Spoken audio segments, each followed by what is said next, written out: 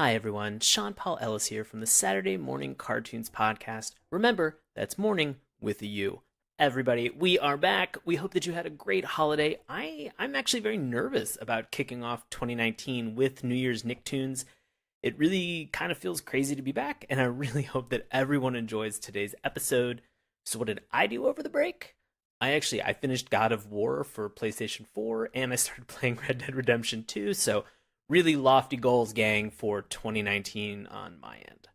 Some very quick pre-show announcements pertaining to a very quick request to everybody. Some shout-outs, what's happening in January, and then what's happening on today's episode.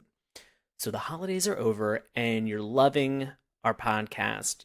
I can't thank you enough. On social media, I have posted and pinned a tweet where you can tell BuzzFeed that you love our podcast. BuzzFeed has asked readers to recommend podcasts for 2019. Please recommend us. Honestly, we've been around for almost 5 years now. We love the boost, and we're confident in our show and confident in our ability to ask for help. So please, recommend us. If you do, message me on social media, and I will send you some SMC stickers. I'm serious. It's that easy. Some quick shout-outs that are in the style of a reverse compliment sandwich. On YouTube, Andy Howie, he messaged and said on our Herculoids episode, he said, SMC, you admitted to yourself these cartoons predate you, so you really shouldn't be so damn critical. For their time, they were excellent. I grew up watching these, and the trash that is produced now can't compare. How about you stick to something you know something about? I agree with Andy that we are tough on stuff, on certain cartoons, and that sometimes we shouldn't be so critical. Then again, this is a review podcast, so bringing some type of criticality is inherent in the DNA of this show. Some people really love Herculoids, some don't. And our show is giving those real snap impressions about how we feel with a group of friends after we've had a chance to kind of watch, review, process everything from that cartoon itself. You may feel different, or you may have a different opinion. It's totally okay. If you feel that I was in error, then recommend an episode for me to watch, and I will re-review it. Promise. I love a good challenge. So Sam on Twitter messaged and said, looking for a new podcast? SMC is stoking that nostalgia for 90s animation. In all caps, hard. That's almost at our SMC After Dark. But we love it. So thank you, Sam. This really made my day when you sent this out. I can't thank you enough, friend. Thank you. And then to finish out this reverse compliment sandwich, on YouTube, episode 35, Rocco's Modern Life, which is appropriate for New Year's Nicktoons, Juan King says, eat a big fat day. Thank you, Juan. Thank you, Juan, for listening. I appreciate it. Even if you didn't like the episode, even if you didn't listen to the episode, I just appreciate the comment. For the rest of January, we've got the following. This week is My Life as a Teenage Robot. Next week, that's right, very next week, we're going to ramp back in with Danny Phantom to close out New Year's Nicktoons, and then February is going to be all listener appreciation. So if you have called in and you have recommended a cartoon, we are going to do it in February, guaranteed. So what's happening on this episode? Last year, SMC was really kind of beyond our frame of reference when it came to Nicktoons, and we love our segment, New Year's Nicktoons, and so we really wanted to be able to continue with that trajectory. This year is extra interesting because we are very far past our frame of reference for Nicktoons that we would have watched when we were a kid. Thankfully, joining me today, we have Jaci Pulice and Denny Johnson, who had originally joined me on our Pound Puppies episode this past fall.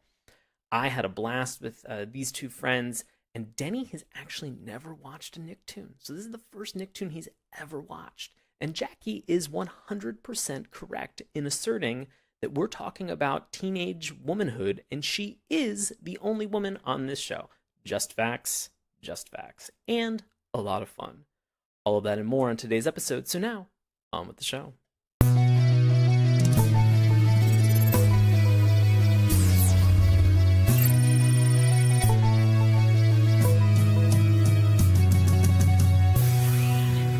Hello, and welcome to Saturday Morning Cartoons, the podcast that revisits, reviews, and ridicules some of the world's weirdest animated series. Coming to you all the way from Dr. Wakeman's lab, I'll be your robotic teenage host, Sean Paul Ellis. Joining me today, a hot Class D meteorite heading to destroy the Earth, we have DC-based performer Jaci Pulice. Shoo! Is that your meteorite? Yeah. Shoo! Shoo! That is perfect. Sounds just like one. Sounds. And you've heard him in the background already. Joining us also today, a cool neighbor boy with a slick haircut. We are joined by DC-based performer Denny Johnson. Pew pew. Is that your neighbor boy? That's me playing ray gun as the neighbor boy. I didn't have neighbors growing up, so I don't know how they acted. Is the setting on your ray gun for meteorite? It's for meteorite. It's for meteorite. Pew pew. Choo! Uh-oh, mister. I think if anybody had not looked at the title of this show, they would think that we were just playing with Nerf and toy guns from like the 70s. Mm-hmm. And I think I'd be pretty cool with that. Yeah, let's next time. Always next time.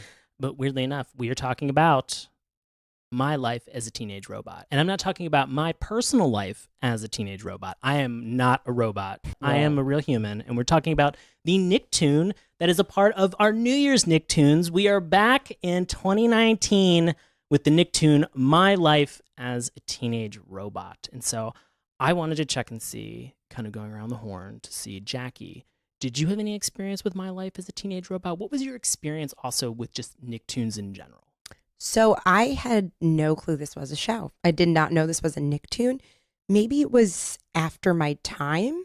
Well, probably, but I have a younger sister who is 6 years younger than me. So a lot of my Nicktoons exposure was through her, but then I was definitely watching. So Rugrats, Doug, Pepper Ann was a good one. Recess. Was Recess a Nicktoon or similar or that era? No. So I think that was actually Fox? ABC. Oh, ABC. I think that was ABC Family for Recess as well as also for Pepper Ann. Oh, so man. Those were actually like Saturday morning. So it was weird because Nicktoons were like the Sunday morning focus on Nickelodeon. So it was Doug and Rugrats and Ren and Stimpy were like the first Okay. wave that they had well, it's in weird. the early 90s. I'm looping all those other ones in there with them. That's okay. I think that they're contemporaries within that sort of Okay. mid-90s time frame. Mhm. So in terms of animation as a whole, it still falls within that, Yeah. that frame. Okay. So then the Nicktoons I watched were Ren and Stimpy, Doug.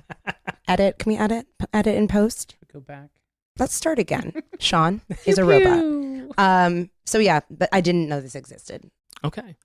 Denny, what was your experience with My Life as a Teenage Robot or Nicktoons in general? Zero. I had never heard of this. I've heard of Rugrats and Doug and Ren and Stimpy, obviously. I'm not from another planet, unlike some of our compatriots in this cartoon. But I have zero experience with any of them. They're slightly... I was a little older at the time. I'm 40 now, so like... Okay. You're not that much older than I am. No, but it was a little... And also we didn't have Nickelodeon, I guess Okay. it was called. We didn't have Nickelodeon. And so I don't know any of these Nicktoons. No, that's fascinating to me. This was the first, for this show, was the first time I watched a This Nicktoon. is your first Nicktoon Yeah, ever. My Life as a Teenage Robot. Wow. Sean, was this era of Nick for cable boxes exclusively? Was it digital cable box or did you ever have those? You press down the channel. Absolutely. Cable? It was digital, right? I think that this was in early 2000s. So yeah. This would have been, I believe, a digital. I'm sure that there were some people who had older cable boxes during that point, probably hanging on to something that was a little bit older. But for me, this was something that, at the time that this came on in, I think, 2003 for the first episode, I was definitely watching this like in college on like a Comcast cable box that they had given to me. Whenever I had signed up. So I believe that this came out in the digital cable box era. Fair. I wish it was the earlier one because I want to talk about those. Oh, But She'll that's okay. shoehorn it in. Don't I'll worry. It's on She my already agenda. has. I mean, she already has. I It's have on the a whole agenda. agenda. Yeah. You can rip this up because she's got a whole agenda. No, this was again because of the time that this came out. I have been very familiar with so many Nicktoons, but we got to the point last year on the show where we began talking about and discussing Nicktoons that were really kind of outside of my purview. Like they were there in the zeitgeist, and I was familiar with the idea and the concept. I saw them on commercials, advertisements, probably as toys, but I hadn't really watched them. And that included My Life as a Teenage Robot. I knew that this existed. I knew that it was something that was out there, but I had no exposure, even based off of the hours and hours and hours I spent on Sundays watching Nicktoons. This was something that I would have been 23 when this came out, and I was probably sleeping in very late, nursing off a college hangover at that point. So you missed this. I missed this. So, but I had an opportunity to catch up for tonight. Great. And so keeping that in mind, just with the kind of the history, because we've kind of talked a little bit about this. So if you're not familiar with My Life as a Teenage Robot, it's an American animated science fantasy television series created by Rob Renzetti from Nickelodeon. The series is set in a fictional town of Tremormorton. Its theme focuses on making lighthearted fun of typical teenage problems and other conventions and drama of the teenage and superhero lives, mixed up with a combination of action, adventure, sci-fi fantasy, and comedy sequences. The series follows the adventures of a robotic girl named XJ-9, or Jenny as she prefers to be called, who attempts to juggle her duties of protecting Earth while trying to live a normal teenage life. The series was produced by Frederator Studios in association with Nickelodeon Animation Studios and distributed by Paramount Television in the United States and by Nelvana in Canada, with Rough Draft Studios providing the animation services. Now, this is really interesting because Frederator has done a lot of very popular cartoons that are out there now, and they've really kind of become a force to be reckoned with in terms of cartoons that are out there. But it's crazy to think that this is one of the earlier things that they had actually worked on. And Renzetti had pitched the series to Frederator Studios' animated shorts showcase called Oh Yeah Cartoons, which was, again, another Nicktoon, but it was more of a showcase of different styles of animations from people who might not have been ready to create a full pilot, but they were pitching an idea at that time. And so there were a lot of cartoons that actually came out of that Oh Yeah Cartoons era and actually became primetime things for Nickelodeon. Mm-hmm. So it's kind of cool to see that this sort of went along that same line. Original plot was titled My Neighbor Was a Teenage Robot, and it aired on Nickelodeon January 5th, 1999. So that's almost 4 years before it actually became a series itself. Viewer approval ratings convinced the network to order a half-an-hour episodic series, which premiered August 1st, 2003. After airing its first 2 seasons, the series was canceled in terms of production because of poor ratings. The completed 3rd season eventually aired on Nickelodeon's spin-off network, Nicktoons, October 4th, 2008, and then it finished May 2nd, 2009, officially ending the series in terms of airing. The series totaled 3 seasons, each consisting of 13 episodes, so 39 episodes total. All 3 seasons are available on DVD on Amazon and iTunes. Weirdly enough, some countries have geo-blocked the show, including Canada, which, if anybody has listened to this program and they know my thoughts and feelings on Canada and their animation, fuck you, Canada. I love Canadians, but man, their animation is just so bad sometimes. I had no idea about these strong feelings. Let me tell you later about My Pet Monster. I'll tell you afterwards. Don't worry. Okay. It's not great. My Life as a Teenage Robot received mostly positive reviews from critics, being nominated for numerous awards, most prominently 1 Primetime Emmy Award and 11 Annie Awards. So this did a That's great amazing job. to me. And it seemed to have really good reviews, but for some reason they canceled this after the 2nd season because of, I guess, poor ratings at that point. Bizarre. So very weird. But yeah. But then it eventually had that 3rd season. They eventually had that final 3rd season. It's, I mean, you find that to be a little bit more common in terms of what we have for Nicktoons. I mean, Hey Arnold has been off the air for, I think, almost a decade, a little over a decade. And then they came up with a movie that kind of explained a little bit more about Arnold's mother and father. And so then that premiered, I think, last year. And so they've done a good job of kind of bringing things back, especially if you're familiar with Rugrats. They had All Grown Up, which came out, almost like 10 years after Rugrats had concluded. Yeah. And then they had like an older one. Eventually, they're just going to have Rugrats the college years, and it's going to be a whole Saved by the Bell So they thing. are actually grown up now. Is that what you're Yes. saying? Oh. They're like adults with mortgages and problems. Wow. Does Tommy have hair? Yes. And then he'll lose his hair when it's like Rugrats midlife crisis. Well, weirdly enough, because his dad had like a full head of hair, and so did his mom. So It's your mom's dad.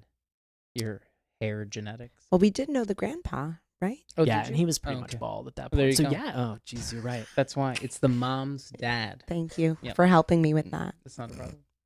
You guys got there together, and I'm proud Yeah. of you. But you guys are actually going to help us out in terms of understanding a little bit of the plot synopsis of My Life as a Teenage Robot, and sort of a little bit of maybe the exploration and adventure of Jenny, which is not going to pertain to the episode that we watched for tonight, but it kind of helps to paint a little bit of a broader picture. So thank you, Jackie. XJ-9, Jenny Wakeman, as she prefers to be called, is a state-of-the-art gynoid automaton sophisticated robot created by her mother, Dr. Nora Wakeman, an elderly spinster robotics scientist 5 years prior to the series. Jenny is Earth's protector, armed to the teeth with a wide range of weapons and devices, but all she really wants is to live the life of a normal teenager. She was preceded in development by 8 other models. Jenny's friends are her next-door neighbors, Brad and Tuck Carbuckle. Another one of her friends is Sheldon Lee, who wasn't in the episode we watched, but here's some hot gossip. Sheldon is a somewhat stereotypical nerd who is infatuated with her. Jenny often rejects his romantic advances, but still cares for him as a friend. Fans of the show often speculate on whether Jenny would have ended up with Sheldon or Brad. Renzetti and his team seem to favor Sheldon, but refuse to give any definitive answers as to how he would have ended the series if he was given a 4th season. At high school, Jenny has an ongoing rivalry with the Crust cousins, Britt and Tiff, the popular girls in school.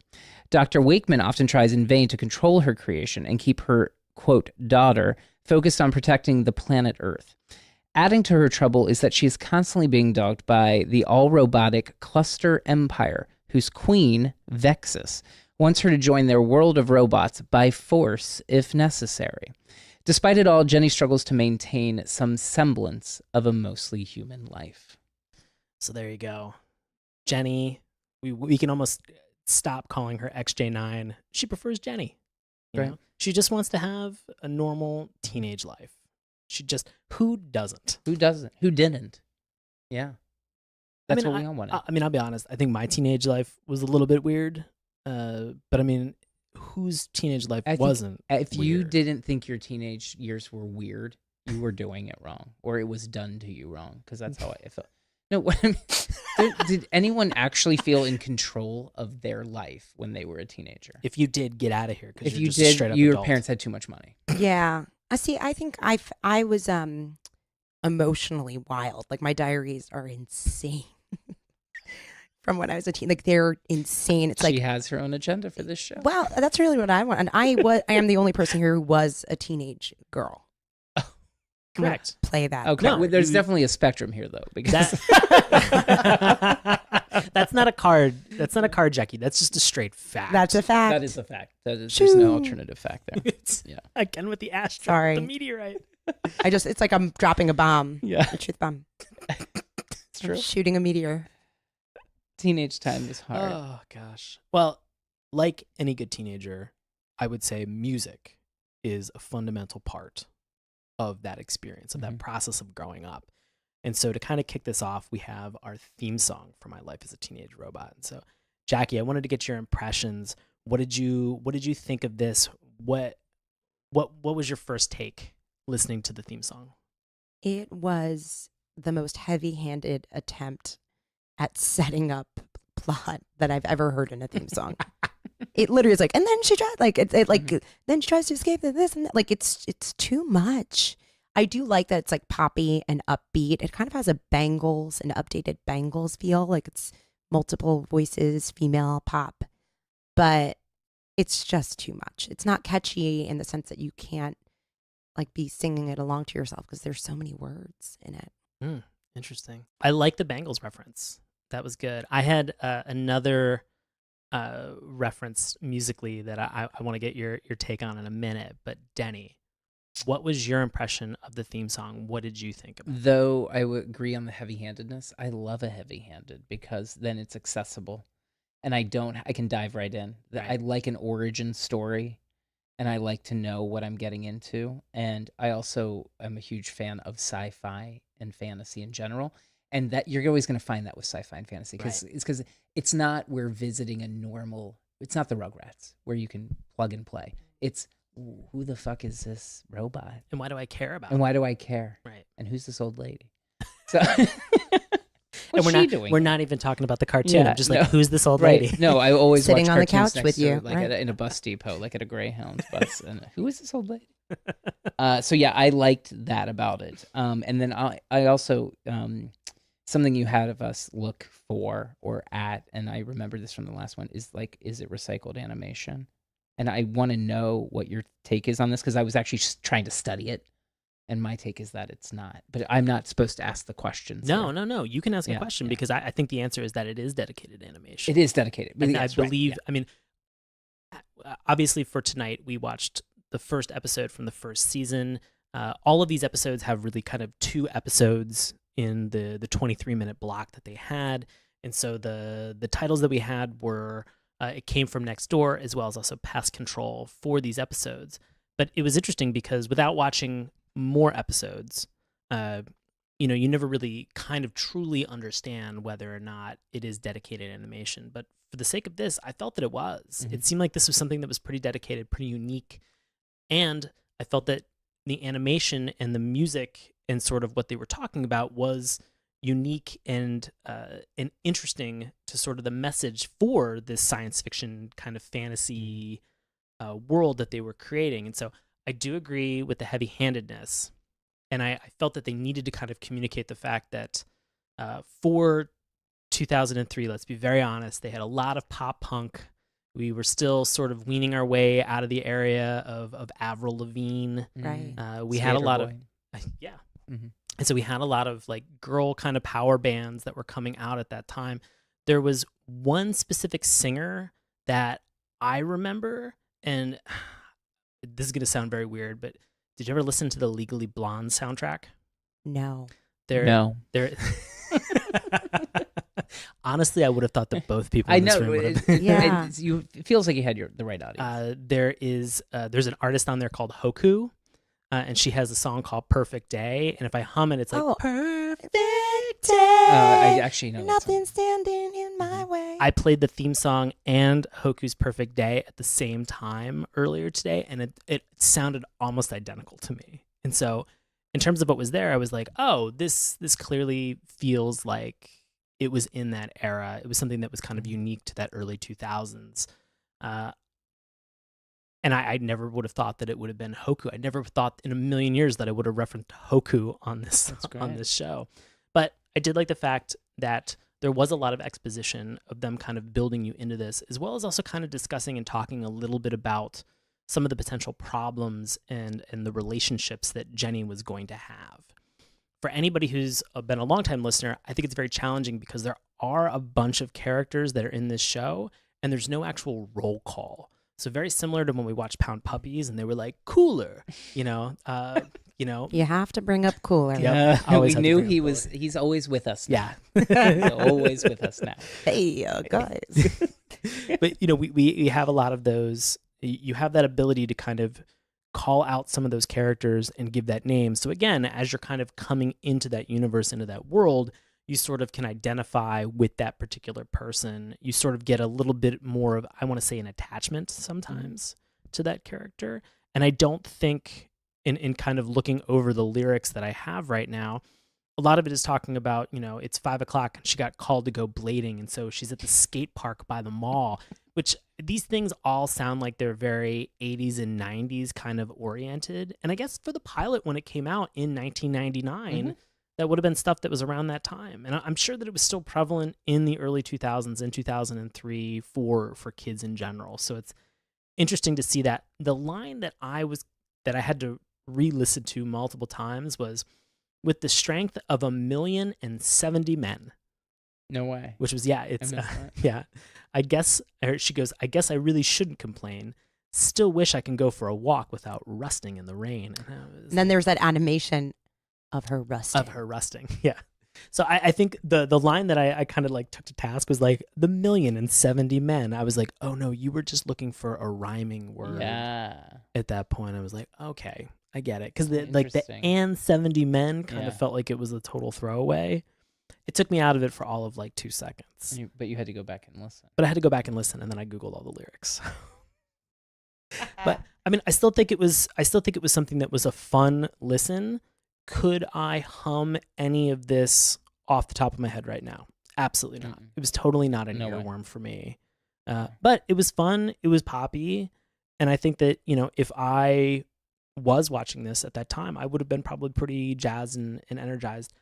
I also really like the fact that it's only like 30 seconds long. Like you're in, you're out. This isn't a theme song that goes on for a full minute. They don't try to belabor a point. It's just, she's a robot girl and she wants to lead a normal life. Problems. Yeah. She's got problems, and she's also got the power of 1,000,000 plus 70 men.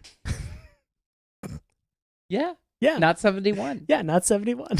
You know how to beat her now. Yeah. Oh man. Any final thoughts about the theme song? Maybe I'd ask for 40 seconds so that we could slow it down a little smidge. Okay. Yeah. Maybe that would make me like it more. Mm-hmm. All right. Because we're just jamming in the words there. Mm-hmm. It goes by pretty quickly. So maybe 40 seconds. 40 seconds. Those are my final thought. Maybe 47 seconds. 47. Maybe 40 and 7 40 seconds. and 7. 1,000,000 plus 70 seconds. 1,000,000 plus 70 seconds. Not at all. Pew pew.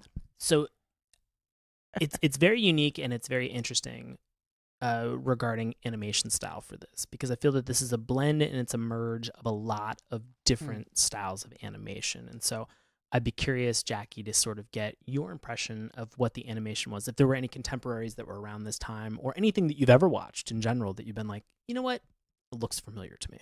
So in the most basic of terms, to me, it looked very like cut and pasted, like layers of paper, almost like a collage style, like okay, very geometric. Mm-hmm. And I think it reminds me of Hey Arnold, like geometric shapes. I don't know. That was my takeaway. I liked it though. I thought it was very neat, but it looked modern for what the time was. Okay, interesting. Denny, what are your thoughts? I don't know if I'm saying this because the concept is in my head, and that's similar, because that is similar. This, for somewhat reason, reminded me of the Powerpuff Girls. So like how the Powerpuff Girls fly through, like when they're doing like a kick. What is it? What am I trying to say? Like a jump kick, and then like all this stuff flows behind them. Sure. Anyway, it felt like the same to me. And now, having said this, I don't know if that's because it was the same, or because that is also about like empowered girls trying to do it for themselves with an authority figure living in a house with them. No, I think that there are a lot of parallels, to your point, that you can draw between My Life as a Teenage Robot as well as also Powerpuff Girls. They have a creator, sugar, spice, everything nice, and Chemical X, created the, Bubbles, Buttercup, and Blossom. And so you have, again, Dr. Wakeman, who every time they said her name, I thought they said the word Wegman, like the grocery store. And I had to pause at one point and double check. I can definitely see a lot of parallels between a creator who has created like a female superpower in a sense, and is trying to kind of steer them down a good and righteous and positive path. And so I can definitely see the parallels there. The other thing I'll also say, to your point, is that I can see a lot in terms of the actual art style.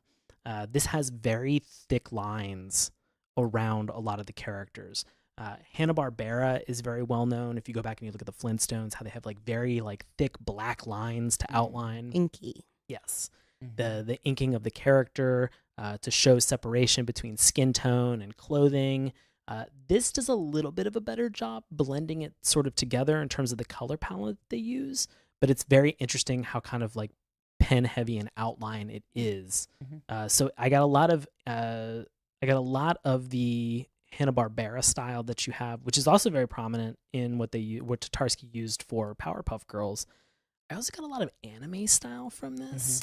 I thought that actually. Yes. I did think that. I just didn't write it down. No, it's okay. And No, so, that's right. and there's also a little bit of Cal Art, who Cal Art style, which has been used a lot in animation recently for Nickelodeon. Sort of that like bean-shaped head that people have, and so Jenny kind of had a little bit of a bean-shaped head at some point. And then to the anime style, you had characters that had like very sharp, angular chins. Yeah. And so it was sort of like a weird kind of hybrid. Like these were the type of characters that I drew in high school in the corners of my notebook that were like very rounded in certain aspects, but then very like jagged, and to your point, very geometric. Yeah. In sort of the shape and the style. And so it was very kind of curious to see that anime style not in Jenny, but in characters like Brad and Tuck, and then to see Jenny have sort of the more rounded kind of areas where you would think on a robot that it would be a little bit more geometric, Right. but it seemed like the humans were more geometric as well. Bizarre. And so it was not in every single era, like, or every single character had that. I even think for Brad, his hair, like he had that sort of like 3/4 or that like 1/4 part. Very archy. Yeah. Is what I thought. Very archy, especially with the red hair Yeah. too. And so he had that like very distinguished part, which I think I had through a good portion of high school as well. And like the top part of it has no lines. It just blends into the background in wherever he is. But then like the top part of it has like a very distinct line to kind of give you that distinguished shape and feature of that giant swoop that like I used to call it the wave, which is not a good look when I look at old photos of myself. I think I want to see it. I promise I'll show you one. Will you post it when you post this with the materials? Yeah, I will. That'd be great. That's Thank nice. Yeah, damn it. Nailed it. One thing about that hair, in the first scene of the pilot. No, was that the pilot? The first episode. That This we wasn't watched. this was Okay. actually the first episode. This was of the first series, episode. yeah, Okay. not the In that pilot. first scene, I had a moment where I wasn't sure if Brad was a father or an older brother because he's kind of dressed like a dad, but maybe that's how teenage boys dress at the time. He's like wearing a sweater vest.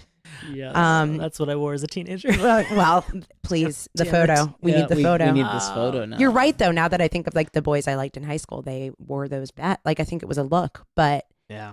it's been years. And Yeah. I was like, is that his dad? And then the hair, I was like, oh, that's the cool older brother. if That you- wave is cool older brother hair. If you shopped a lot at Structure Ugh, Oh my back in the gosh. 90s, I'm exhausted now. I'm very tired. Wow. You know where Jenny shopped? Where? Delia's catalog, for sure. Delia's catalog. Definitely. My sister I felt like she got one a day. They were like, Wow. hey, have you gotten these hair things yet? Is that like? Was it like trendy or was it tragic? No, it was trendy, like skater girl. Like everyone wanted to be we were talking about Avril Lavigne earlier. Everyone wanted to dress like that, but like brands like Roxy, were the surf brand, and they were all over Delia's catalog. And I never got a thing, but I would circle things and just hope one day my parents would come into money and be like, "Oh, that Delia's catalog. That's where we're going to use our riches." Your father has an announcement. Jackie, your father has noted that you've never picked up a surfboard in your life, but we've gotten you everything from this season's Roxy catalog. Yep. That's what every girl that wanted. That would be wonderful. Perfect. Right. Speaking of what every girl wanted, there's an interesting cast of characters that we have. And I'll say this, it felt like, especially in the first episode, it felt like there was sort of, even in the second part of the first episode, it felt like there was a little bit of a connection between, let's say, Jenny and Brad. Mm-hmm. Everybody else kind of Totally. Yeah, of course. Yeah. And so I kind of felt like there was a connection. Like he was, I don't know if it was a romantic connection. It seemed like fans kind of hypothesized about that a little bit. But it also sort of seemed like a very genuine, I want to get to know you. I want to be your friend. You are new and interesting, and you're my neighbor, and I should kind of be friendly towards you, in a way that felt genuine to me. And I kind of wanted to ask, of all of the characters, was there anybody in particular that you were like, I really do enjoy this character. This was somebody that I thought was was interesting for me to watch. I would agree with Brad and the dynamic between the two of them, more so in the first half, or so in the first vignette, I guess we'll call them. To your point of the inkling of a romance, anytime someone is crawling through someone else's window, Yep. or at their window, if it's Kevin Arnold and Winnie, or if it's Joey and Dawson's window, that is, we're framing into some sort of romantic relationship down the line. So I wrote down like that signature trope of neighborhood boy-girl dynamic. They're going through the window. So that's how he first meets her, as he comes in through the window. Right. Come through my window. I think Melissa Etheridge wrote it about something else. But she did. Oh, wait. Is that an allusion to... I didn't realize that. Is that sexual? I think it was maybe regarding her sexuality. Oh, yeah. Okay. That, now I'm with you. Yeah. Okay. I thought Yeah. it might have been the vagina or something. I thought the vagina. Can I say that on I this? Yeah. Can we say vagina? You can say Okay. vagina 100% All right. on this show. Okay. Because I thought you might be saying she was like, and that's fine if that's what she meant, but I thought it was like secret romance can't come out. I mean, I think that there's listen, aspects of romance that are hearing it that way. I mean, that would have. Did you literally think it was an actual physical window? I did. And not like a metaphor? I've never thought about it, but Oh, I did, because I was like, oh, that's what I'll have to do one day, is crawl through someone's fucking window in the cover of darkness. this is taking a turn. The Midwest was We thought weird. I had an You're agenda. not the only one with an agenda. I'll make this show gay. Yeah. And the other thing is I can't now. I lost my thought. I'm sorry. Brad. We were talking. Well, can I say something and then it'll Go. come to Yeah, you? it'll come back to me. They had a classic montage, didn't they? Where it was Yes. like, Yeah. it was like they were rollerblading, and then you had the little comic relief little guy brother who like was always like he was like fucking something up, or she pushed him and he was like taking off on the blades and there was fire behind him. Well, I think he was I think to your point, he was absolutely added for the comic relief. Yeah. I think he was also sort of the skeptical, needed to be sold on her. I think Brad right out the gate was, this is new, this is very interesting. I don't know if there's going to be a romantic interest, but I love the way that you mentioned that, Jackie, I didn't realize how much of that trope, I think even for Clarissa Explains It All. Oh yeah. You know, with, I think it's Sam, who, he had a ladder. He wasn't even climbing through it. Everybody knew. He was just attaching it to the window and climbing up. What is Clarissa Explains It All? God, We're going to, oh Denny. my God, Denny.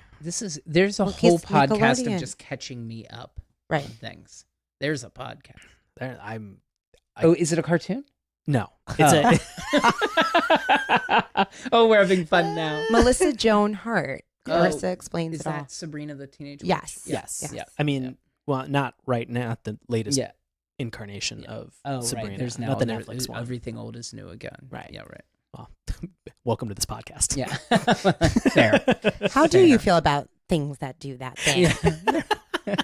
I want They're him to just all be like, right. and I don't like them, and I hate them, I hate and all I'm of done it. with this podcast. Nostalgia Air for on the side of me vaginas. hating it. Yeah. The other thing I like about Brad, it did come back to me, Sean, is he is not alarmed because he witnesses that whole interaction where Dr. Wakeman is saying, you're a robot, XYZ, these are, and like, so he hears some of that.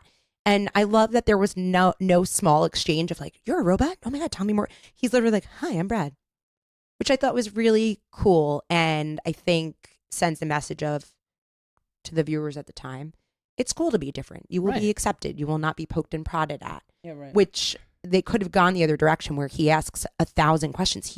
He's like super nonchalant and accepting. So that's why I really like Brad. I love the positive acceptance between that relationship. It felt so immediate, and I love the point that you just made, was that they could have gone in a completely different angle in terms of that introduction, but instead it was, to Denny's point, a montage of let's catch Jenny up on all the cool things that kids do, like get ice cream and play frisbee. And we did have Tuck in there as this comedic relief who was very skeptical about what was going on and sort of the dynamic and how potentially the dynamic could have changed. And I love the fact that at the very end of the episode, he changed his mind. You know, he had that complete realization of, oh no, she's really awesome. I had an opportunity, like, one, to almost die in outer space, and then two, I witnessed all the cool stuff that she does. Mm-hmm. And the fact that she saved the planet almost seemed inconsequential. It was more just, look at all the cool shit that she's got, that she's capable of doing. And so I love the fact that by the end of that episode, by the end of that 11 minutes, she was a part of that unit. She was in that friend group, which is super fun to see. I as a sidebar too, I also love the Brad and Tuck relationship, because while they are older and younger brother dynamic, it's not an older brother picking on the younger brother in any way. He's just like, oh, you're my brother. I love you. Let's go do stuff. And you see that a lot in like the second episode where they're setting up how those toy cars are being put together and that racetrack that they have. That's really fun. I would think, I know my sister is 3 years younger, about 3.5 years younger than me. We fought a lot all throughout middle school and high school. I mean, it's not to say that I didn't have a positive relationship with her, but there were a lot of there were a lot of arguments and fights about a lot of different things, and it didn't seem like Brad and Tuck had that relationship. It just seemed like it was, oh, if you're interested in a thing, I'm gonna get interested in it too, and let's also include Jenny. And I thought that was a really fun way to kind of complete that trio.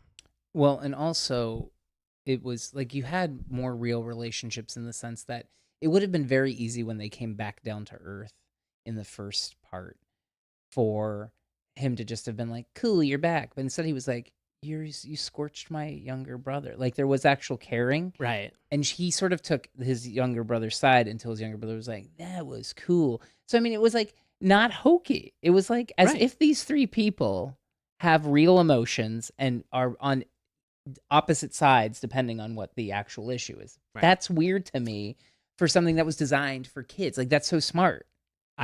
I cannot wait to catch you up onto some current and more modern cartoons that do a great job at talking about love and identity and gender and everything that's included. It's to say that, and that those are Frederator cartoons. And there's this whole line that they have of just really great animated shows that are worth invoking serious emotions from the viewer. And I think that this does a good job of, as you mentioned, kind of saying, hey, this can be a legitimately good art form in terms of storytelling and character development. Here's the real smell test on this. I'd love to take this series all the way through. I'd like to watch all of it and see what they do with Brad and Sheldon. Does Brad become the jock asshole to Sheldon's nerd? I want to know. Right, what is that's that an easy choice. There's an easy dynamic that we would all know. Or did they stay true to like, they're both sort of nice guys and we really don't know who she's going to pick? Yeah, I think that would actually be reason enough to watch. I want to know. Yeah, to further see a little bit more about this. We have a couple other characters. I know that we talked about Brad, Tuck, Jenny. We have Dr. Wakeman, who we've talked about her as being the creator of Jenny. Any initial thoughts and impressions about her? We see her a little bit in sort of these two vignettes for this first episode. So when did this idea come about in the media that we need shrill voiced characters in what is her accent? Again, I feel like is this a theme that we see in cartoon? Because she talks like this, like it's bizarre. Who really talks like that? No one. It's a little bit weird, but I mean, it's they do mention in the plot synopsis that she's a spinster, which for no reason. Why would you use that word? Right. I mean, come on. Right. I mean, I'm copying this from Wikipedia, but at the same time, Wikipedia, let's get this together. Get it together, everybody. Well, and then what's interesting is there's the empowering angle of she's this really smart scientist, right? But instead they use the word spinster or imply spinster. I mean, again, who knows if that was really used, but yeah, I think they could have done better with her in reflecting what the themes of the show were. I would want to keep watching the show for those reasons too. I want to know more about her motives and her why, and humanize her a little bit because she doesn't seem like a human, even though she is a human. Because really what we get from her is sort of overbearing mother figure. She comes down as the real hard ass to have that pep talk with Jenny, which is like, you need to get in line and save the world. That's your job. You don't get to go out and have regular teenage life. You do this. This is what you do. You blow up small C-class, D-class comets and meteorites that are coming into. I liked that. Pew, Pew. pew. There we But go. I did like that aspect of her because that it triggered me and made me think of high school. I couldn't leave to go hang out with my friends until I had folded a load Saved of the world. laundry. Right. So like I like that they mapped it in a sense that she did have these pressures that felt real to being a teenager and having obligations.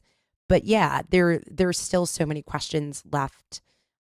I do like though that she put that pressure on her. Like, and of course it was really funny. It was like, your only responsibility is to make sure you protect the earth. Yeah. Like she literally said Oh, that. that's it. That's it. That's all I got to That do today? wee little thing. It made my laundry seems like nothing Yeah, now. yeah, right. I got away with And I do like the fact that at the end of that first vignette, she has sort of that realization where she wants to call Jenny back to be very firm and kind of lay the hammer down, but she sees her daughter out there laughing and having a good time, and she's like, you know what? I think she's done enough for today. I think we can just kind of turn the monitors and all the tech off and just sort of let her be a Kiddo. kiddo, you know, for just right now. And that's the moment where you see like what looks like giant robot warships surrounding the planet That's Earth. And you're like, oh, okay, maybe we don't. Adventures to come. Yeah. Here's the thing about Dr. Wakefield. I want to know more. If this were an improv scene, we're improvisers for all the listeners out there. We would be saying, why did this person do this? Like, I need to know the backstory, right? However, if I'm going to look at a silver lining on a dark cloud, because I think Jackie's 100% right. Here we're describing someone as a spinster who's a scientist. Like, could this be any more anti-feminine at this point? Here's the feminist bent. Are you ready? Ready. This, I specifically rewatched this scene to make sure it was true. This passes the famous Bechdel test. Two women in a scene not talking about a man. They're actually talking about saving the earth, what the mission is, household chores, what they need to get done. I think this could have been, and again, another reason to watch the series is if they could make Dr. Wakefield a little less of what a kid thinks an old woman is, because that's what she is right now, I think, in the show, what a kid thinks an old woman is, and more depth, it could be, again, another great reflection on life to help kids out. Right. So, I mean, kind of a swing and a miss, but potential. Yeah. No. I it's also very challenging because I've recently talked a lot about the Bechdel test, and it's a very low bar just to have two women in a scene not talk, or two women in a show not talking about a man, or and so I'm glad that it does pass that. And I think to have a mother-daughter kind of relationship, it doesn't always necessarily lend itself to kind of move in that direction, because especially with the fact that we've got two neighbor boys who are sort of jumping through windows and pulling her along on a ride of being a child, and to Jackie's point too, I love the idea that, why do they have to identify her as a spinster? Why can't they just say brilliant scientist? Right. Nobody said, the professor who created the Powerpuff Girls. Nobody said like, the confirmed bachelor. right. Or Frankenstein. Or Frankenstein. Well, then again, we really don't. People confuse who Frankenstein really was. No, so maybe right. we do shit on that. Guys, there's a Frankenstein, and then there's a Frankenstein's monster. monster. Right. Let's get this very clear. Joe Randazzo, I know you're not listening. Joe has this discussion constantly with all of his improvising, like his castmates. Is he makes sure everybody knows that, like on the day one of meeting him. So I've had that talk with Joe multiple times. Yeah, I mean, I haven't. He can't. Oh. Ooh, I think it's because we both went to American University and he knew I was an educated young yeah, girl. That's a lot of money people spend to know that. That's all I walked away knowing. I went to a state school. I can't even pronounce Automan. That's Automa. That's a lot. That's a lot of money to spend to tell Joe Randazzo to fuck himself. Yeah, that's exactly right. But probably worth every penny. It's worth every penny. We love you, Joe. Love you, Joe. Get well soon. I think he has a chest cold or something. Thanks for explaining that. I got very concerned. Nah, he's fine. Speaking of concern, we're now at the point where we talked a little bit about the plot. We've talked about sort of some of the things that we have that are going on now within the actual contents of the show with some of these characters that are involved. And so I have a couple questions regarding the plot. Again, we're not going to go beat by beat. Mhm. You can always go out and you can watch season 1, episode 1, and you can kind of explore some of this on your own, come back and listen to some of these questions and see how you would answer them.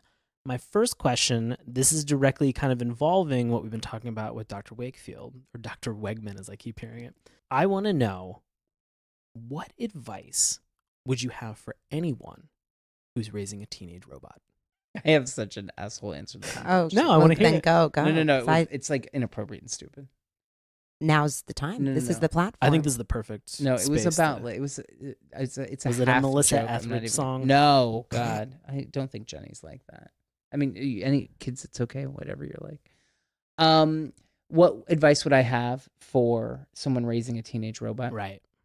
Because we have Dr. Wegman, and she's in this position where she is presumably the only parent in the entire world that's in the setting of this cartoon that is raising, that we know about, a teenage robot. And so that, with the stakes of having to save the planet on a daily basis, that's a lot of parental stress and pressure to put on one person to then create another human life to actually carry out that task. And so what maybe self-care recommendation would you give to this person?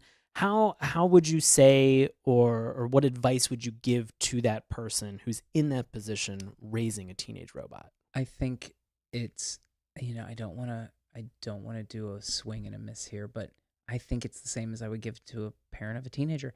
It's not about you. So from the time you birthed that child or turned on that power switch, it's not about you. And now, whatever you thought that child's life was going to be, whatever you think they're going through, it's not about you. So, and I think the second you give up that control and that you're not in control, everything becomes easier. My first thought was to hug her more, because I don't think maybe she would realize that she was a teenage girl going through teenage girl things, because she's like, you're a robot, you're sturdy, you're a thing of science, not a thing of heart. And so to demonstrate openness and vulnerability that could be hard for anyone to come by as a teenager that doesn't feel like they're like the other people around them. And so show them that not only are you invested in them becoming a person that you're proud of, but you're invested in them feeling nurtured by the world. And I think that the show does a really good job of demonstrating Jenny's insecurities. Like at one point she's like, who would want this body? So I also think that language like that, when a girl is a teenager, they're learning it from someone. So I don't know what Dr. Wakeman's hangups would be. Maybe it would be, I'm a spinster, I live alone, I had to create you to feel loved and have someone, instead of empowering her daughter and reinforcing those things she might feel about herself. And I think that as a parent, you can't correct those thoughts by just saying, no, that's not true, you're beautiful. You have to show that you believe you're beautiful. I feel very lucky. I didn't have a lot of the body issues that I think a lot of young women have, because my mother was always very body positive. And I got that from her. So that would be my advice, is to like be body positive, be femininity positive, sexuality positive. I hope she sat Jenny down and had a talk with her about masturbation. You're proving something you said earlier. Oh, that what? you are the only person on this podcast right now that was a teenage girl at some point. Because I think that hit the nail on the head. Right. And as you were saying things, I was like, oh, right. I wasn't even modeled good body positivity growing up, but I would have never had the vocabulary to say what you just said. That's great. Thanks. Yeah, that was excellent, Jackie. Thank you. Thank you. Yeah. Well, I'm done. Okay. Yeah, you Go can go eat now. some ice cream. You can go and rip up Yeah. that agenda on your way out. Put your diary back. Put your diary back, Jackie. We'll do that on the next podcast. Let's do that. I think there's improv shows about that. Yeah. Yeah. Mhm. I will say, I think the thing that I almost wanted to hear the doctor do to Jenny was to not treat her as an instrument, to not treat her as simply a tool. And you see that, kind of change and evolve over these this first episode, where she becomes a little bit more accepting, she becomes a little bit more understanding. But how long has Jenny been in her life where she has treated her this way? And you had a great point, Jackie, about like these are learned behaviors. Like she has been treating her as a tool, as an instrument for saving the world, but she had to have some care and compassion about something in order to create her in the first place. And so I loved your point about, just being a little bit more vulnerable. Maybe listen to her. It seems like she's shouting out, saying, I want friends. I want to have these things in my life. And you're flat out denying her the ability to do this, but you created a teenage woman. Right. It's kind of like in Into the Woods, how the witch keeps its Rapunzel, right? Yeah. In the castle. And it's like, it's almost, I think, in that play, it's because she doesn't want to be alone and without her daughter. Right. And it's like, to your point too, Denny, it's like, this isn't about you. Let her go off and they'll always come home. And the challenging thing too is that, this becomes very quickly like a grass is always greener on the other side situation where, Brad and Tuck are like, oh, this robot's so cool. And Jenny's like, oh, you guys are humans that get to go to school? This is so cool. Love that. Totally. And that was a great moment to have between those two, between that pairing or that friend unit to see sort of those different rules in that grass is always greener instance. At the same time, Jenny seems to be in a world where she could have those experiences as well. This is like a weird robot Pinocchio, which if you're listeners of the show and you listen to us watch Pinocchio's Christmas as our last episode in December, again, I'm very sorry. I actually can't talk about the show because it's been dipped, so it's officially dead. Oh, I was about to dead. say it's been dipped, and then I thought it would be a spoiler alert. No, don't worry about it. But this is happening. This has happened After that. So yes. So yeah. But you're right. This is a teenage Pinocchio, and it begs so many questions like, did you design her as a teenager? Is she forever a teenager? Has she ever been a baby? Well, she does have a great line where the doctor says, oh, your powers are still evolving and maturing over time. And so that to me, in that one single line, we've talked a little bit about how smart and how well this was written. That to me planted that seed of, oh shit, like there's fun stuff that's going to potentially happen as she matures and grows up. One of the questions I actually had when that montage was going on is, she's out in the public.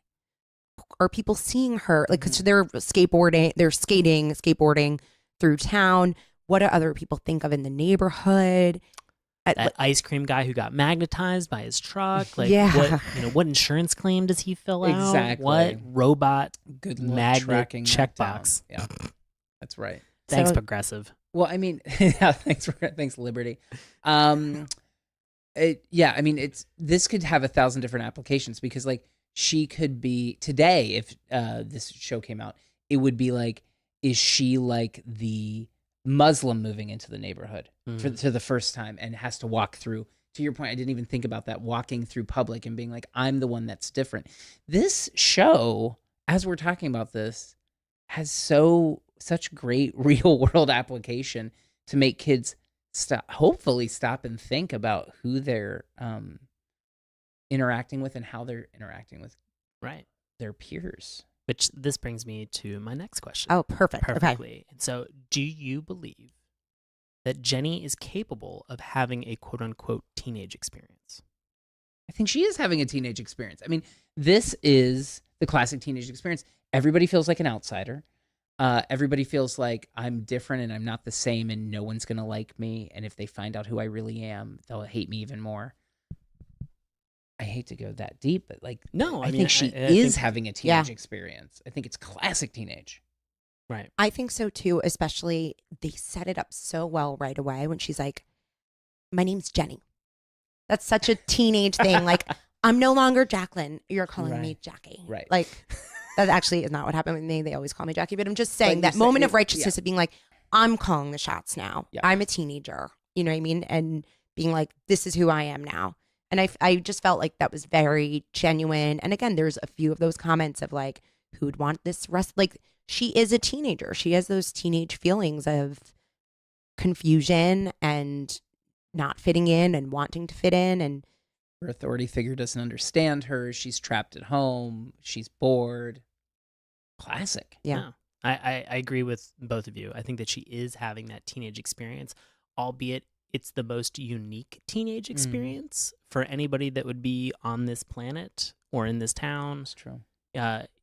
You know, to have to understand, I think it's challenging because of the way that it's set up is that they don't really give her anybody that is a peer, that is a robot peer to kind of empathize or at least learn from. Like there's no role model that she can look after and be like, oh, that's the robot that that's the female robot that I aspire to be in the future.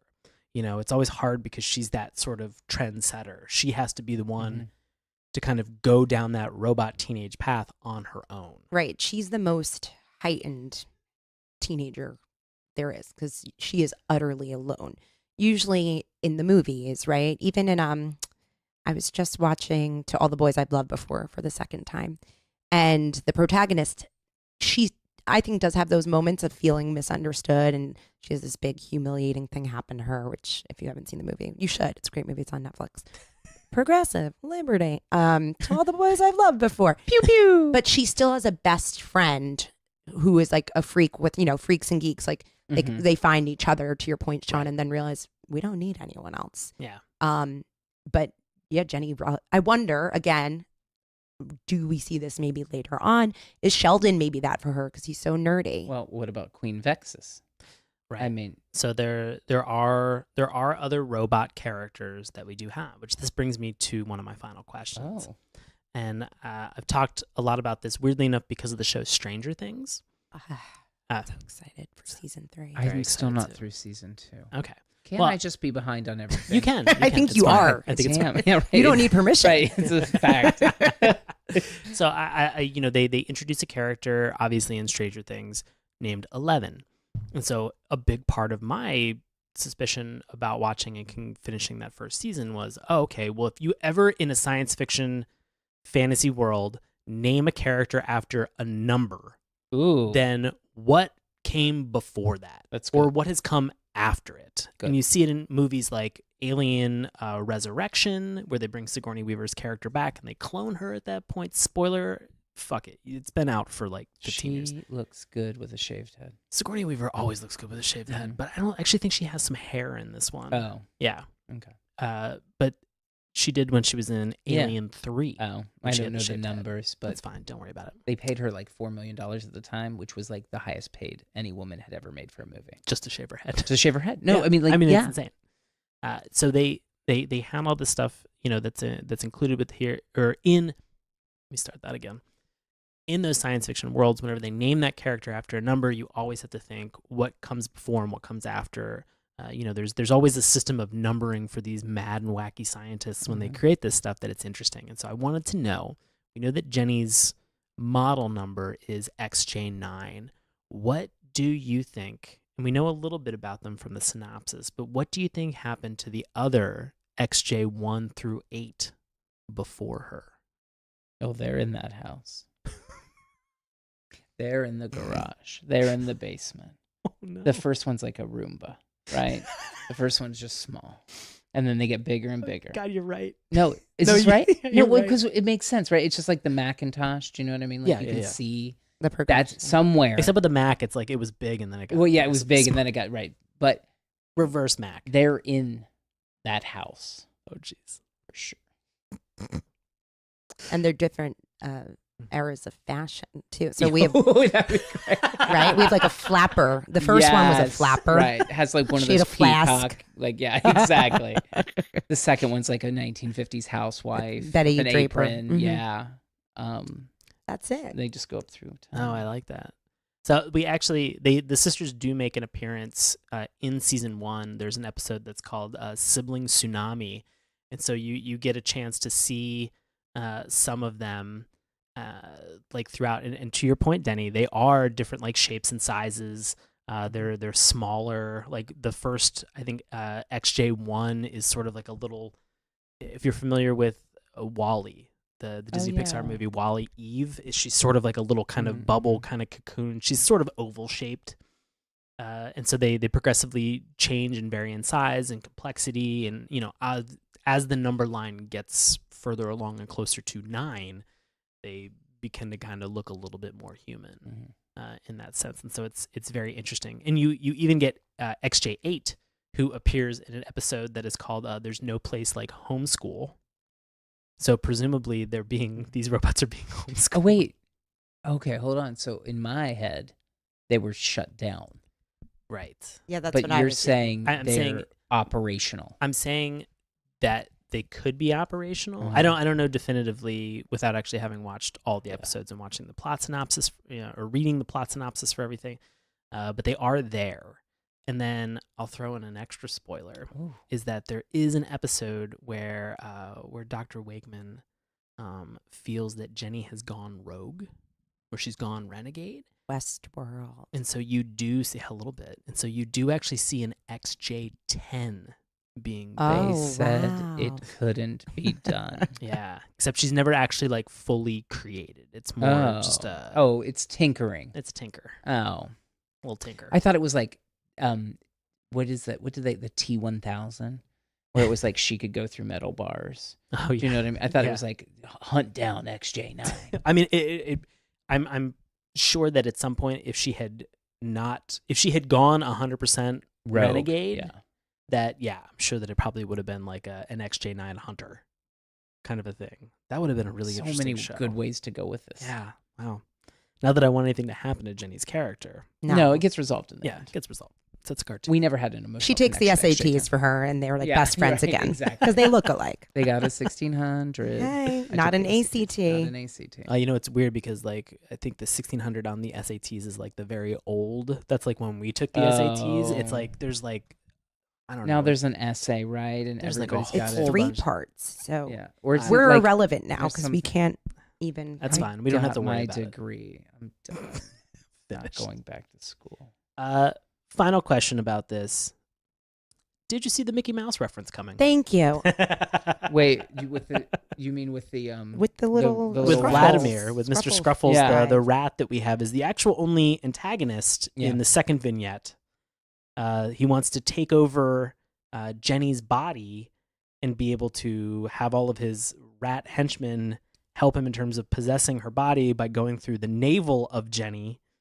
And it's weird to see multiple different rats scurrying into a robot and then fucked up. have the robot reaching into her body and just That was fucked up. throwing them up. But it was a cool visual. It was Right. it was an interesting visual. Plus, I love the way that they kind of staged the attack, and the music that kind of lined up with that was very interesting to see, like note by note by note, like a mouse appearing every time, heading in a very specific direction. So I like to see that sort of Thought. yeah, thought, Yeah. exactly, that planning put into something that seemed very well articulated and executed. Are you saying with the Mickey Mouse reference that these guys were like, Steamboat Willie. yeah, but they were like, were they trying to like fuck around? Were they trying to be like, fuck you, Disney, you're evil in this? Not, I don't mean like that. I mean like, they're like, if we're gonna have a bad guy, it's gonna look like Mickey Mouse. So fuck you. Is that what they're doing? I don't think it was anything malicious. Oh, Jackie, okay, did you okay. get malicious? No, I know Renzetti. I've known a guy like Renzetti. you don't know Renzetti, Rob but you know Renzetti. enough Renzettis. Yeah, right. Good family. Runs they go the- to church. Runs the sub shop They're down good the street, right? I've Talk been about dying, rats. Talk about rats. dying to just say Yeah. Renzetti. Yeah, I Just know. like I wish This we is had the said it agenda Right. finally. I like We're back to Renzetti my- when it's just al dente. When it's just That rat's got to have a little bit of bite to it. right, you just want to be able to chew it. Don't want it cooked all the way through. No. It's got to have teeth. It was interesting because they were animated a little differently too. The little Mickey Mouse, like it looked Yeah. early era. It was still inky. Right. But it was. I mean, it did. It was a jarring change in animation to me, and they also looked less colored in. They looked like taupe and black. Yeah, Like a little blurry. Yeah, it was weird. I that didn't may like have just that. been the stream that we had, but to your point, I do understand. Like they did a good job in this regarding animation of playing with sort of light and darkness in certain instances. Like when we have Tuck sneaking into the house to get his baseball in the first scene, there's sort of all those like grays and blacks and different like darker tones that they have to kind of show the inside of the house, and the still shots that they have of like broken down robots or like cut in half automatons that are just like laying on the floor in like the living room. And they did that again in the second vignette with sort of this Vladimir rat that they had, or Mr. Scruffles, as they refer to him, which I think is great. Nothing is more demeaning and humiliating of just like having a Russian rat be like, I'm gonna take over a fucking robot, and then just belittle him with a pet name. That is a big middle finger, Doctor. So, but I like it. It was I had the exact same impression that you had, Jackie. Second I saw him, Steamboat Willie. Yeah. And then the very end, when Dr. Wakeman is just like, if you do this, then we're going to use this special prize. And she holds out a pair of like red Mickey Mouse shorts. And there was Oh, I didn't catch that. oh my God, that to me was just like, that was the biggest. There was a moment where I was like, not a fuck you to Disney then? I don't understand it. Because I just don't think that it was, I mean, maybe it was. Or is it like an homage to them? Like I thought it was a little column A, little column B. Okay. Yeah, because it seems a little not nice. Well, there was a part of me that's not a copyright lawyer that I was like, how does this work? Yeah. How does this happen? Like, how did that make it through? Yeah, like how do you not get sued? Yeah. Especially because they're bad guys. Well, I think a lot of it just has to do with parody. If you can parody something, because it looks very similar, but it's not identical. I mean, these mice were very angular, and then they made them Russian, so that was interesting. I don't know. I'm trying to justify. Look, Disney and Russians both anti-Semitic. Am I allowed to? I missed that. I don't know what you said. I'll have to listen they're both to this. anti-Semitic. Oh yeah, boy. Sean and I are both married to Jews, so yeah, to get that. If we couldn't spot anti-Semitism before, we certainly know what it looks like now, and that was it. Jackie, I didn't like this question. episode. You didn't like that vignette? I didn't like that. either. I loved the first either. one, Yep. and I don't know if I'm getting ahead here on our, Okay. But I hope that episode, the tone was just so different too, and there wasn't enough moments of connection with Brad and Tuck. Like, it just went a little too, I don't know. I really didn't like that episode or that vignette. Yeah. As a sci-fi fan, you end the first episode again with the warships coming in.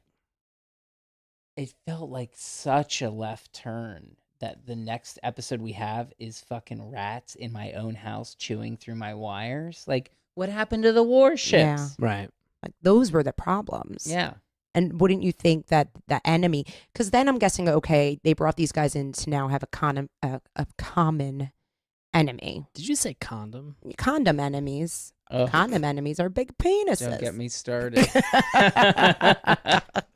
Met a lot of them. I will Met a edit lot of this. them. Yeah. So you said common enemy.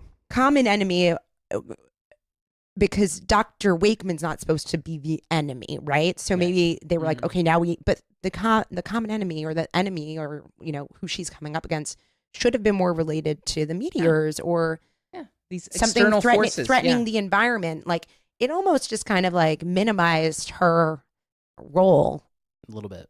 She destroys the meteor that's going to destroy the Earth. We see the warships. Rats take over her body. Rats is what we were worried I feel like what this was again in the first part of the episode, they did not want to, and I think that they towed that line and then they retreated from it of making Dr. Wakeman the enemy. And then they show these warships and that there's a potential larger looming threat. And then because there was no true antagonist in that first part of the episode, they were like, we're going to dip our toe in an antagonist for the second one. And I felt that was sort of the transition, because we do know that there is Vexus and there is this whole cluster empire that's out there. You're going to eventually get to it. I think it was one of those things where like, we're not going to blow our load, in the first 23 minutes. So, like, we're going to build up to it. We've got 4 seasons. blowing your three load seasons. also. No, I know, but he thought he was getting a fourth. I mean, I think he wanted a fourth. Classic Renzetti. You know Renzetti, how he gets. Oh my my god. God. Never get the cold cut trio. No. No, it's No, not. because you know something. Too much sodium in Renzetti. That's why he's packing the pounds. That's exactly right. His wife's not doing it. Oh my gosh. Well, I think that we have kind of talked about what some of our opinions are, and we're going to get to our final review in a second. But hey, guess what?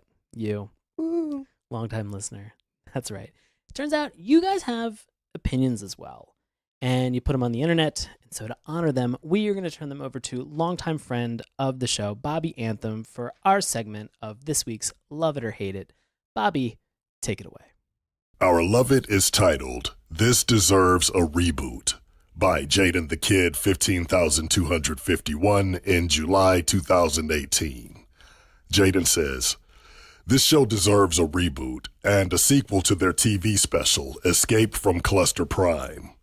I might do that, possibly in the year 2030 when I launch my very own TV network for teens 13 to 17. The reboot might air on a TV block of my own, possibly on my channel. I'll start with 3 movies, and then a reboot show, and then a Season 1, Episode 10 TV special sequel to their TV movie. This contains spoilers for the years 2030 to 2038. 10 out of 10, good lord. And our Hate It is titled, Show Doesn't Make Sense, by Shadow Guy 1228 in May 2008. This one is edited for length, and it says, why would you make a teenage robot? Teenagers aren't going to feel like saving the world at all. I know I wouldn't. And metal and electricity doesn't make you have the strength of 1,070 men. I think the show takes place in the future, though not too distant, because most of the people in the direct serving line of work are robots, and the robots have personalities. But I still don't understand how they're good robots. Something else that is weird is a human likes her. His name is Sheldon, and he's attracted to her.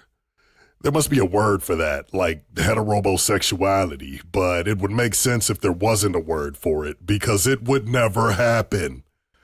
The biggest thing that doesn't make any possible sense is all the robots have genders. How does Jenny have a gender? Was she made with an animatronic woman part or something? 3 out of 10. Excellent as always, Bobby. Thank you for kicking us off in 2019 with New Year's Nicktoons. Love it or hate it. We love you, buddy. Thank you so much. And I gotta say, I felt like that final kind of hate it. Like that was, I don't know. It felt very dismissive. I felt like this show seems to have had a lot of critical acclaim. It's been award winning. Even when I went on YouTube to find the theme song, almost every single comment underneath it was, this show just needs to be rebooted. We need to just have this continue for that season 4 that Denny had talked about. We need to get Renzetti on the phone. We need to make this happen. Get him out of the deli counter. Get him back creating stuff for Frederator. Yes. And it's amazing to see such positive nostalgia for something that ended, so long ago, and then had a chance to come back for a 3rd season, and then people still love this cartoon. So it's now going to come down to our recommendations, or whether or not we don't recommend this show. Now, for anybody listening for the first time, you can recommend a show. You can tell us why. You can also say, I don't recommend this show. Tell us why you hate it. And if you don't recommend it, you can give it the Roger Rabbit style dip. And if we get a majority, it's 2 out of 3 in this room, it erases it from the annals of cartoon history. Jaci. I recommend the show. Okay. I recommend it. So I believe it does get better. That second half of the episode was a little shaky, but I think they were experimenting. And I think for one, the sci-fi element in a cartoon is really fun, especially with a female protagonist. I think there's great mapping of the teenage experience, great mapping of the teenage girl experience, and some good real life dynamic, genuine relationships that don't seem like a caricature of what high school or teenage relationships might be. So recommend the show. I like it. Awesome. Thank you, Jaci. Denny. Recommend. Can improve on what Jaci said regarding the teenage experience. unanswered questions for me that I think is why I'm recommending this. I want to see Jenny and Vexus. I want to see her get tempted to join this like robot world. Mm-hmm. I want to see Sheldon and Brad. I want to see the juxtaposition. I want to see if they can continue to be. Can this show still be smart and emotionally normal versus hokey, which I think would be very easy to do. Wakeman, like we talked. I want to see, can we actually turn her into a 3-dimensional character instead of a 2-dimensional character? The unanswered questions for me are why I'm recommending it, because I think this show can only do more and be even better. No.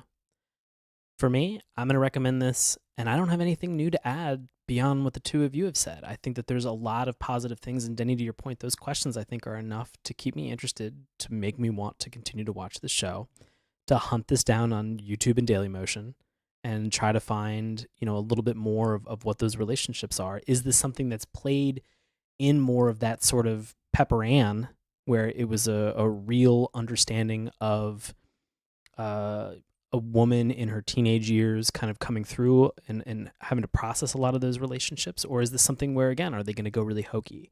And I think that if I find that it gets really hokey, I'm going to text the both of you and just be like, abort, Okay. don't Good do to it. know. But Ooh. I'm hoping I don't have to send that text message. Yeah. I really hope that I don't. So I'm going to recommend My Life as a Teenage Robot as well. So that's 3 for 3, kicking off 2019. Pew, pew. Man, we closed that 2018 with a dip, and now we are back with a recommendation. That's thank so God. wonderful. Everything feels better. Just really volleying back and forth a lot. So this has been excellent. Thank you, Jaci. Thank you, Denny, for both coming on the show this evening to do this. I now wanted to ask Jaci, anything that you would like to plug for the good listeners, anywhere that they could find you online, social media wise too. Yeah, so you could find me online as Senorita Soprasata. Renzetti. Renzetti knows how to spell it. Sober. Ask him if you need to find me. And I am a DC performer up until February 2nd, so you could catch me in my last show with iMusical, the improvised musical, on January 27th at Atlas Performing Arts Center. Denny and I will also be in a show together with the indie troupe To Be Frank on January 24th. So visit witdc.org, look for To Be Frank and iMusical, and come on out. Awesome. Thank you, Jaci. Denny. Well, I actually think we have a To Be Frank show before then. Sorry, everyone, that hit the mic there. I'm going to pull up my Google Cal. Google Cal. Jaci and I have a To Be Frank. Nope, you're right, aren't you? Yep. You know what we have, I'm Jackie? flipping through a paper calendar just for the juxtaposition. January 11th, you can see the final show of Vaughn. Oh, Vaughn. Virginia, Ohio, New York. This is a long-lived 2 months troupe that we are on. We do something called the Vaughno scene, which is just a mono scene with the letter V instead of an M. So anyway, if you know improv, you know what I'm talking about. Looking forward to seeing you at Atlas Performing Arts Center, 9:30 p.m. on the 11th for that. I'm also directing a show called Starship Odyssey: The Final Mission, a sci-fi sort of send-up that will be premiering at Washington Improv Theater June 21st, 2019. Awesome. I'm very excited. And can the people find you online anywhere? Oh, Hotmail. MySpace. I have an MSN account. Just as Friendster. My Instagram is Dennis Ryan Johnson. I don't use it, but you can follow me. Okay. And I'll follow you back. Perfect. I promise. I will tag you in post, and I will also put all great. this information up on the show notes as well for this, for anybody who's looking to find anybody online. And I'll also be tweeting and posting everybody's handles and everything like that to plug the show as well. You heard him on this week's episode, our buddy Bobby Anthem. You can hear him on his paranormal podcast, Inhuman Experience. They are back and releasing new episodes. You can find them on Twitter at IEXP_podcast. You can also find them on Spreaker and SoundCloud. He's also the occasional third co-host of the THT Movie Review Podcast, which broadcasts every Saturday night at 11:30 Eastern Standard on Mixlr. You can also find him on Twitter at Bobby Anthem. Send him some love. He's simply the best. As for me, I perform live improv comedy with a group that's called Nox. That's NOX exclamation point. We perform at Washington Improv Theater. You can find tickets and times with dc.org. I'm also on Instagram and Twitter, frequently at Sean Paul Ellis. You want to support this little show? Yes, Saturday morning cartoons. It's super simple. Just tell a friend. Review us on iTunes. It takes 2 seconds. Do it when you're having your constitutional in the morning. You're on your phone anyway. Stop lying to yourself. Help us out. You can slide into our DMs on Twitter at Morning Tunes. Check us out on IG and Facebook at Saturday Morning Cartoons. You could drop us an old-fashioned email, an old-timey email, saturdaymorningcartoons@gmail.com. Remember, that is morning with a U. You can find all of these links that I've mentioned on our link tree that is in the bio for all of our social media sites, as well as you can listen to this podcast on YouTube, Apple Podcasts, and iTunes, Stitcher, Google Play, Spotify, wherever fine podcasts are sold. Also, if you're paying for podcasts, I guess some people do that for extras and stuff like that, but this is always going to be free. Thank you guys so much for listening, and we're going to be back on January 22nd with our second New Year's Nicktoons with Danny Phantom. I've never watched that one either. So everybody in this room is shaking their head. Who are the guests? Who are the panelists? I'm not going to spoil that. Oh, cliffhanger. Yeah, that's the cliffhanger. Come to my window. Thank you so much for listening, and we'll talk to you next week. Hey, everybody. Thanks a lot for listening to Saturday Morning Cartoons. Now, if you'll excuse me, I have to transform and roll out.